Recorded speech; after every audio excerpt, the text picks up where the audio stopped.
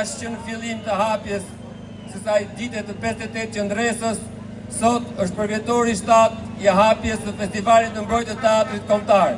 Siç e shihni dhe nga pankarta e shprehur atje, që i kujton Edi Ramës që ai është shëmbi i teatrit kombëtar, por shpirti i teatrit po e shëmb ato tani. Prandaj kam nderin të ftoj këtu të flasi para jush ato që qëndruan për 2 vjet për të mbrojtur teatrin.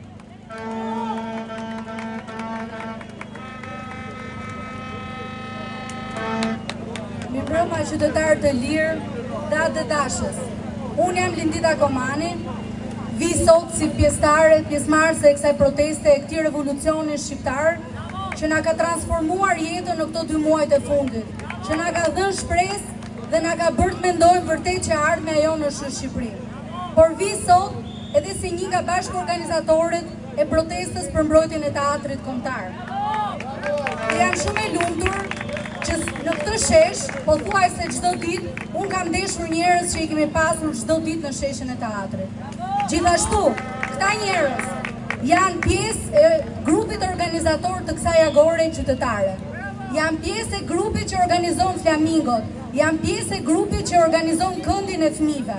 Pra, gjithë njerëzit e teatrit, shpirti i teatrit është vërtet në këtë protestë dhe është vërtet në bazë të kësaj proteste. Kjo është një provë që një lëvizje vërtet nuk mbaron.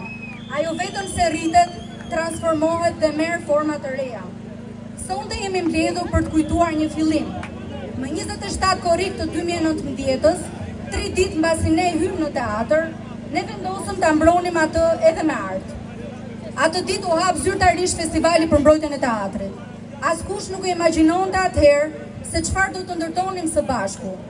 Brenda pak muajsh ne organizuam mbi 70 veprimtari artistike dhe qytetare, me artistë nga 12 vende të botës. Patëm teatr, muzik, film, letërsi, ekspozita, debate. Gjithçka pa institucione, pa asnjë lloj buxheti, vetëm me qytetarët dhe me bujarinë e tyre. Për gati 10 muaj, teatri u administrua nga vetë qytetarët. Ishte ndoshta eksperimenti më i bukur i vetë organizimit qytetar që ka njohur Shqipëria, ndoshta deri më sot. Pra tani kemi vijimin e asaj ative të organizimit dhe në një përmas shumë të madhe që është kthyer në një revolt qytetare, në një revolucion të vërtet. Por festivali ishte vetëm një pjesë e kësaj historie. Qëndresa nuk ishte një shpërthim. Ajo ishte një maraton e vërtet. Fillimisht ne protestuam çdo javë. Pastaj protestuam çdo ditë.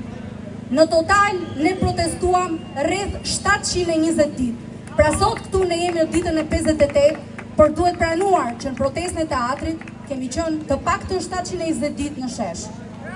Megjithatë, pavarësisht se e shembën teatrin, protesta nuk përfundoi, ajo vazhdoi edhe mbas shëmbjes Godinës, vazhdoi edhe në SPAK, ku ka paditë pa numërta nga teatri, vazhdoi në institucionet ndërkombëtare ku ne kemi bërë absolutisht gjëmën për ta bërë shumë të madh zërin e teatrit dhe mendoj aty ka nisur fundi i karrierës si Terion Velias ashtu dhe Edi Ramës.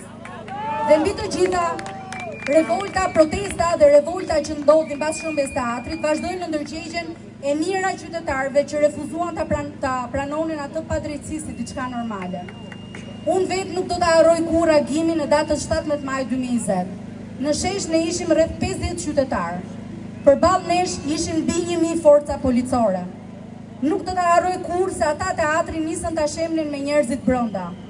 Nuk do ta harroj gjithashtu as çastin që e kemi parë të gjithë në media kur dikush nga tarraca Ministrisë Brendshme, duke parë që po filloi të shembej teatri, tha thjesht ra. Ata gëzuan, menduan se bashkë me shëmbin e teatrit kishin shembur edhe kujtesën, edhe shpresën, edhe qytetarin. Këtu kemi një pankartë. Ti e shembi teatrin, por tani teatri po të shem ty. Këtë pankartë, unë nuk e përgatita në vitin 2020, por e përgatita gjatë kësaj proteste në datën 4 korrik 2026, sepse ky ishte fryti një reflektimi 6 vjeçar dhe frymëzimi që erdhi nga ky revolucion. Vetëm tani unë e kuptova tamam plotësisht atë që kishte ndodhur. Ata vërtet shembën Godinën, por nuk mundën të shemnin atë që ishte ndërtuar brenda njerëzve. Dhe sot ne po shohim frytet e gjithë asaj që nisi te teatri. 6 vjet më parë, unë shkrova një tekst që titullova Ushtari i panjohur. Atëherë në këtë tekst u shkrova. Kjo qëndresë për teatrin i ka liti qytetarët e Tiranës e mëtej Shqipërisë për çdo lloj gjëje që mund të vijë më pas. Sot, unë e di çfarë është ajo gjë që erdhi më pas, është pikërisht ky revolucion. Sepse revolucionet nuk ndërtohen vetëm nga ata që flasin në mikrofon, revolucionet kërkojnë me mira njerëz që punojnë në background, që nuk i duket fytyra, janë ata që ndërtojnë, që mbajnë këtë mikrofon, janë ata që ndërtojnë dhe mbajnë flamingot, janë ata që kujdesen për fëmijët që kemi në shesh dhe për prindrit e tyre. Prandaj kjo nuk është një histori e re, unë mendoj që është vazhdimi i të njëjtës histori. Për ta kujtuar këtë, do të kemi kënaqësinë më vonë që të dëgjojmë Bashkim Bejlerin, i cili ka qenë një nga qytetarët që ka qenë çdo ditë në shesh dhe i cili fatmirësisht është bërë dhe një figurë e dashur për këtë protestë, për këtë revolucion, sepse ka dalë dhe ka folur disa herë në media dhe ka ngjallur emocion të shumë njerëz që e kanë parë. Do të kemi dhe gazetarin e kulturës Elsa Demo, e cila ka qenë pjesë e protestës së teatrit që nga fillimi i saj dhe na ka dhënë një zë shumë të lartë në media.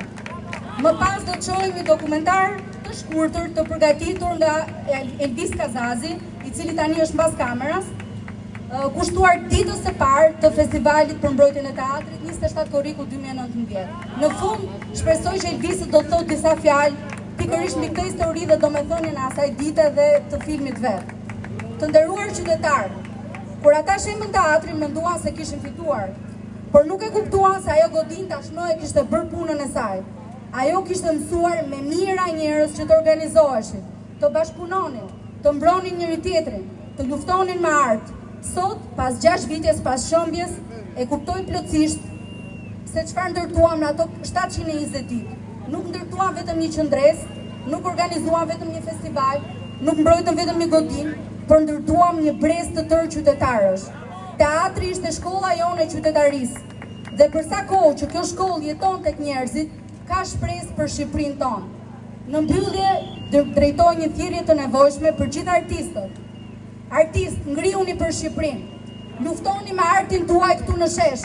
Vijojini festivalin për mbrojtjen e teatrit me një festival për mbrojtjen e Shqipërisë. Frymëzohuni nga teatri. Gjithashtu dua të them diçka që e kam thënë një media ndërkombëtare që është bërë viral në gjithë botën, por tani në Shqip. Shqipëria nuk është në shitja.